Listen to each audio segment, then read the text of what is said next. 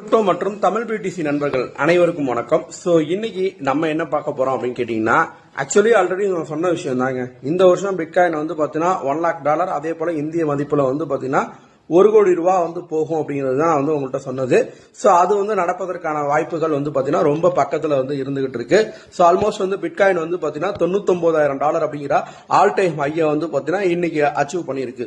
So இது மட்டும் இல்லாம நம்மளுடைய விஐபி குரூப்ல வந்து பாத்தீங்கன்னா கிட்டத்தட்ட வந்து ஒரு 32 ப்ராஜெக்ட்ஸ் வந்து நம்ம வந்து ஷேர் பண்ணியிருக்கோம். ஸோ ஆல்மோஸ்ட் வந்து பாத்தீங்கன்னா இந்த ப்ராஜெக்ட் எல்லாமே வந்து பாத்தீங்கன்னா அப்கமிங் டேட்ஸ்ல வந்து பாத்தீங்கன்னா ஒரு மிகப்பெரிய உச்சத்தை வந்து தொடுவதற்கான ஒரு வாய்ப்பா இருக்கும்.